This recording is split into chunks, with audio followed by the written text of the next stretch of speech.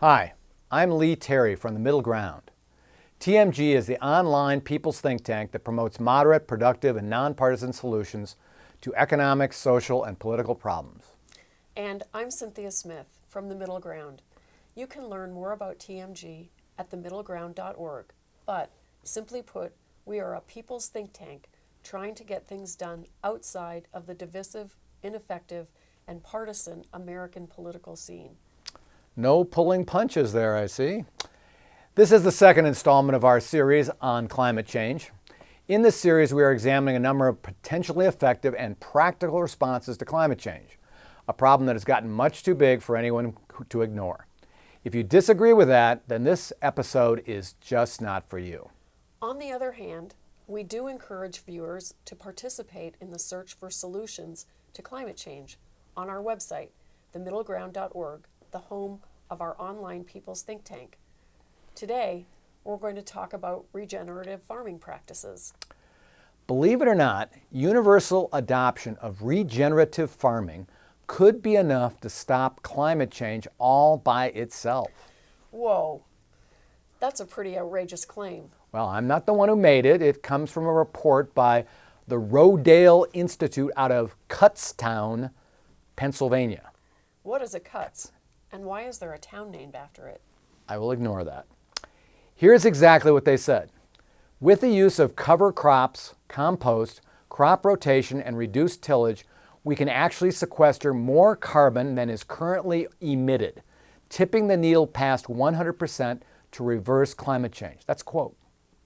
Seriously? So what exactly is all that stuff they mentioned? Well, they are the basic practices of regenerative farming. I actually heard about this in that Netflix documentary, Kiss the Ground, with Woody Harrelson, but I'm not sure I bought it. Yeah, Harrelson was the narrator, but it also featured Giselle Bündchen, Tom Brady, and Patricia Arquette. Okay, plenty of celebrity chops. But is this for real? Look, today's agriculture, even without considering the methane emissions from livestock, is a net producer of greenhouse gas emissions. It does so directly because conventional farming practices deplete the carbon in the ground and even emit a lot of a really nasty concentrated greenhouse gas, mainly nitrous oxide, that's much worse than carbon dioxide. I remember that from the movie. And conventional farming also indirectly causes climate change through land use change. That's right. Millions of acres of forest are repurposed every year as conventional farmland. That deforestation further depletes the world's carbon sink. And cattle and other livestock production, not to mention rice paddy agriculture, even produce methane, another really bad greenhouse gas. Yeah, that rice paddy thing surprised me, but yeah. Does the term regenerative farming cover livestock practices too? Well, it does, but the Rodale Institute's big claim about stopping climate change didn't even include that. It's part of the USDA's Sustainable Agriculture Regimen, however, to have livestock grazing and crop production rotated from year to year and season to season. I remember that from the Kiss the Ground movie too. I also remember learning in school that crop rotation was a positive thing for farmers. The crops did better when the farmers didn't have the same crop every year. But apparently all farmers don't do it or do it as much as they should. You mentioned the U.S. Department of Agriculture. Are they involved in this new idea? Well, it's really not that new an idea, but yeah. There is something on the USDA website called the Alternative Farming Systems Information Center. Some of their online resources on sustainable agriculture go back to 1999. In other words, this really important thing that can save the entire planet has been ignored for more than 20 years? Surprise, surprise. But this is the middle ground. We're not just wringing our hands and complaining here. We are trying to instigate action. So let's briefly cover the other practices involved with regenerative farming before trying to figure out how to make it happen on a global scale. Okay, I'm game. I do remember from the movie that this one USDA guy who goes around the country trying to promote regenerative farming, but he's not making much progress. Yeah, the poor guys seem to be all alone out there. It's kind of like a Maytag repairman. Anyway, let's get down to it. The biggest problem with conventional farming is pretty simple. It's bare soil. That's an unnatural thing and that causes all kinds of carbon loss from the land. And fertilizing bare land with nitrogen fertilizer multiplies the problem because that means nitrous oxide is emitted. Seems obvious when you say it that way. The Rodale Institute talks about the benefits of conservation tillage, or no-till farming, as a way to keep the soil from going bare and keeping carbon in the soil. What's that? Well, I think that pretty much means growing your crops without removing all the weeds and other plants. Instead, you have them there to protect the soil. I don't have to ask this one. Farmers don't do this limited tillage because they worry that these other plants steal all the water and nutrients from the crops. Correct, that's sort of the knowledge, but they don't actually keep the water and nutrients protected in the ground, kind of like mulch in your garden. correct, it's a good thing. In fact, instead of just letting weeds grow, regenerative farmers can rotate or even fill the gaps between their major crops with cover crops, like grasses that can be sold for hay before or after the major crops are harvested. But in regenerative farming, aren't you supposed to leave some of the dead plants there to protect the soil? Absolutely. That's where composting and natural fertilizers come in. Compost made from unharvested plants and animal manure can be used instead of commercial fertilizers to increase yields and put more fungus in the ground to store carbon and retain water. Shouldn't you have said fungi instead of fungus? Thanks for the grammar tip. Actually, protecting fungi is really important. Phosphorus fertilizers, which are very commonly combined with nitrogen fertilizers, actually suppress the growth of important fungi that help feed the roots of crops and other plants, and yes, store carbon in the soil. Aren't we just turning into a commercial for organic farming? Nitrogen fertilizers are bad. Phosphorus fertilizers are bad? Well, sort of. The message is that regenerative farming can be just as profitable as conventional farming, but it is also more sustainable, more organic, and it is responsible farming. Yeah, responsibility is the issue, isn't it? If you can still make a profit without destroying the world's carbon sink and worsening climate change, shouldn't it be your responsibility to do it? Well, that's easy for us to say, of course. We're not farmers working dawn to dusk 7 days a week to make a living. In fact, however, since farming started, most agricultural soils have lost 30% to 75% of their original soil organic carbon. A lot of that carbon has become harmful greenhouse gases in the atmosphere. If we could implement regenerative farming on a global scale, it could completely reverse that. And according to these cuts down experts, stop global warming by itself. That's a big if. How can we ever get the world to do this? Well, last time we talked about the 4 ways to get people to do things that will save us from global warming: mandates, prohibition, regulation, and incentive. Which one is going to work here? Good question. Americans don't like mandates or prohibitions. Well, this part, there's something that might be relevant here. According to the Census Bureau, half of the 3 million American farms are owner-operated, and the other half are investor-owned. That's a lot of corporate farms, isn't it? Or are they really just 21st century sharecroppers? Good question.